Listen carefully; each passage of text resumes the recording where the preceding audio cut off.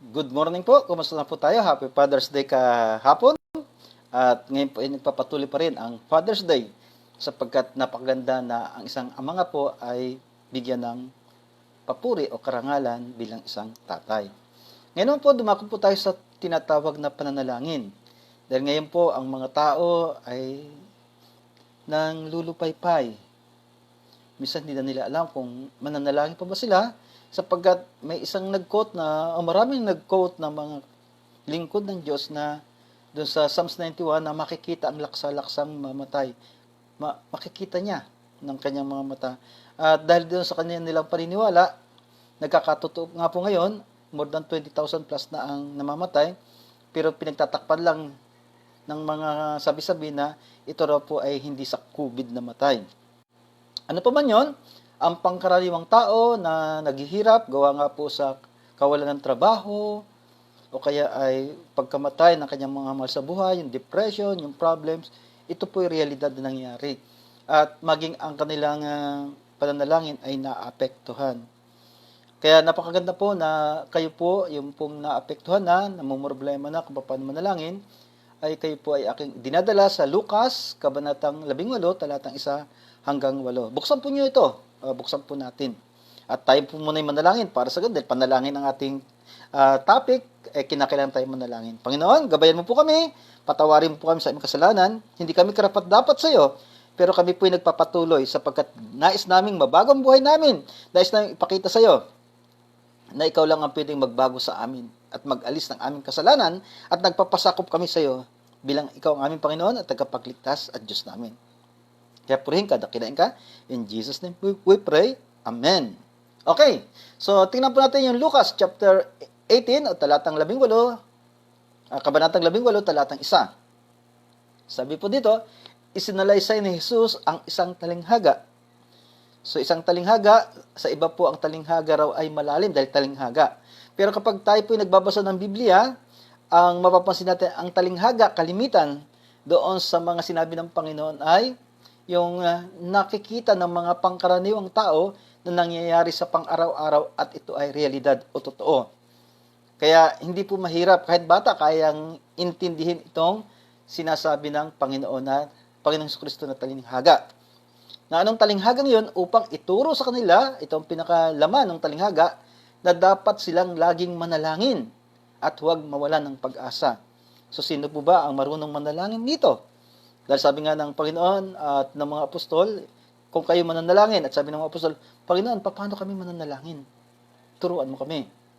So, ibig sabihin, hindi rin alam ng mga apostoles kung paano manalangin, kaya tinuturuan sila ng Panginoon manalangin.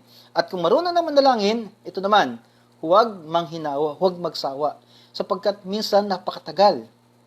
Napakatagal ang kasagutan sa panalangin.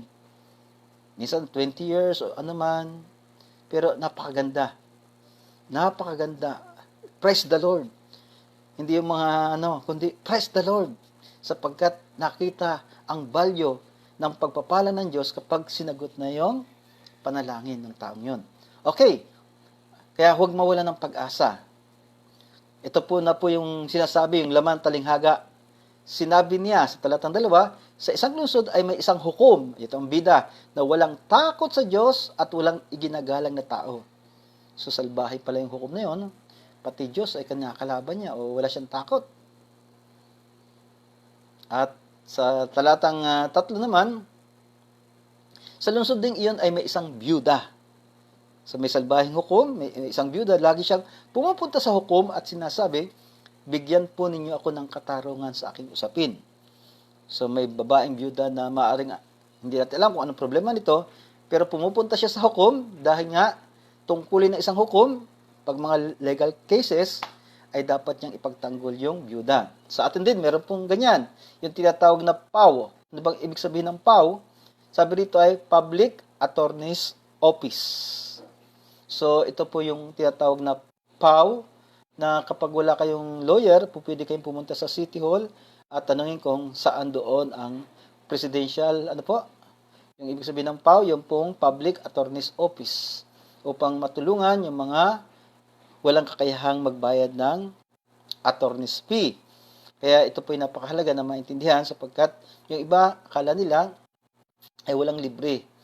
Ang libre nga lang po, ang hindi lang libre dito ay yung pong mga documents na papaserox, mga ganyan, at yun ding mga pangailangan ni attorney sa kanyang pagta-travel. Minsan, libre pa ngayon kung mabait yung lawyer. Pero ang pinakamahalaga po dito ay tutulungan yung mga taong nangangailangan ng lawyer o attorney, ng abogado na tinatawag. Pero sabi dito, sa talatang 4, tinanggihan siya ng hukom sa loob ng mahabang panahon. So, ang ginabi dito ay sa loob ng mahabang panahon ay tinanggihan siya ng hukom.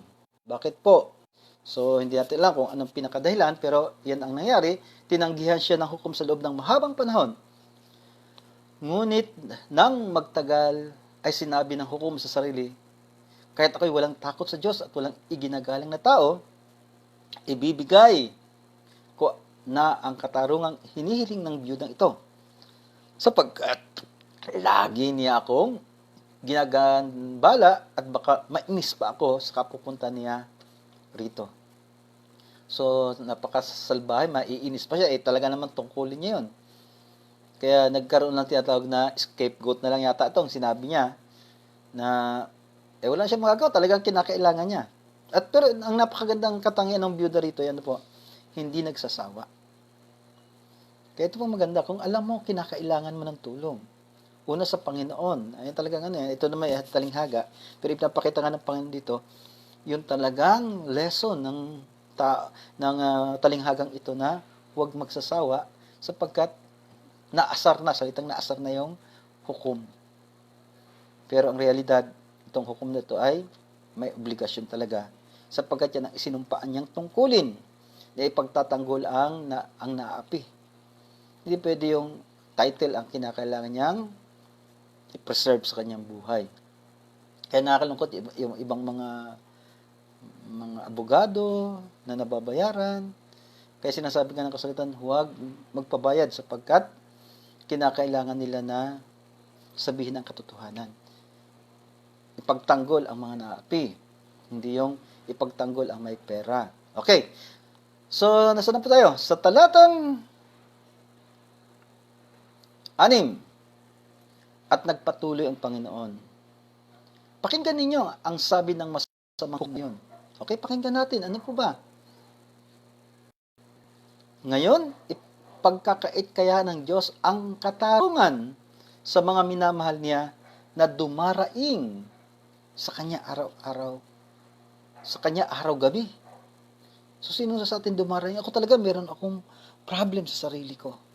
Humihingi ako ng tulong sa nagmamakaawa ako. At minsan, bakit gano'n? Sabi ko, Panginoon. Bagay si Pablo, di ba? Gano'n. Ang ayaw niyang gawin, ginagawa niya. So, dumaraing. At ano pa sabi niya, sila kaya paghihintayin niya ng matagal?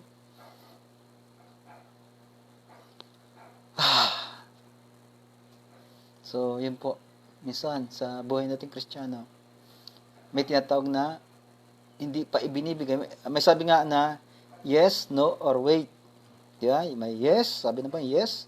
May sinasabi na pa no, or wait. Yan. Yung yes, dahil nga handa na. Dahil nakita ko, yung maturity rin ay sinasabayan ng Panginoon. Kapag hindi pa mature o hindi pa alam kung paano i-handle yung hinihingi sa Panginoon, so, mag-wait muna.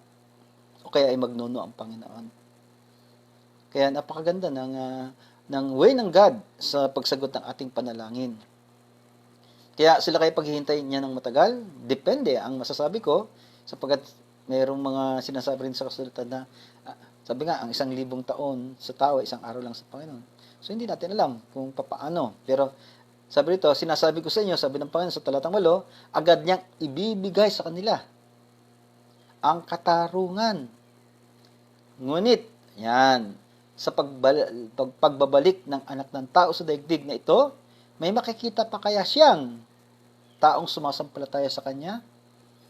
Yang katanungan, meron pa kaya na sumasampalataya sa kanya? So, kilala nila ang pangalan ng Panginoon. Kristiyano ka, Kristiyano ako.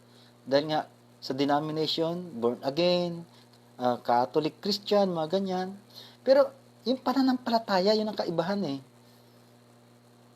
Kahit i-quote nga na natin, i-quote yung Bible, pero pag dumating yung situation, yung real situation, dito na po nagkakaroon ng problema. Kaya bang panghawakan yung pananampalatayang it can move the mountain? Sabi nga, faith can move a mountain.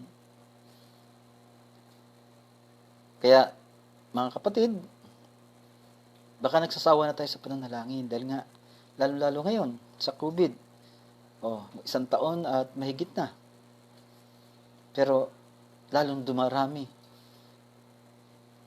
Pag sinasabi ko naman ganito, tinutulig sa amin mga lingkod ng Diyos. Pero ang mga lingkod ng Diyos, sabi nga, ang may pananampalataya. Pero nasaan yung pananampalataya? Kaya sabi nito, hinihintay ng mga lingkod ng Diyos yung rapture. Ngunit sa pagbabalik ng anak ng tao sa daigdig, na ito, may makikita pa kaya siyang may mga taong sumasampalataya sa Kanya. Puro katanungan, tinan nyo sa talatang 7, sabi rito, ngayon ipagkakaya ng Diyos, ang katarungan sa mga minamahal niya na dumarang sa Kanya araw-gabi. Yung katanungan, isa, sila kayo paghihintayin niya ng matagal?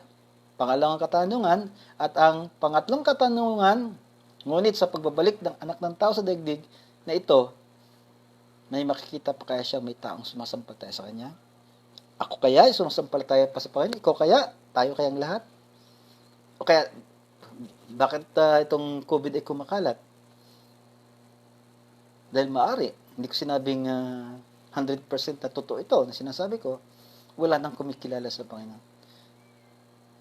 At kinakailangan natin ng revival. Kaya yun po, at tayo po manalangin. Panginoon, salamat sa time ito. Turuan mo kami maging tapat sa iyo. Turuan mo kami maintindihan. Ano nga ba talaga ang dapat namin gawin?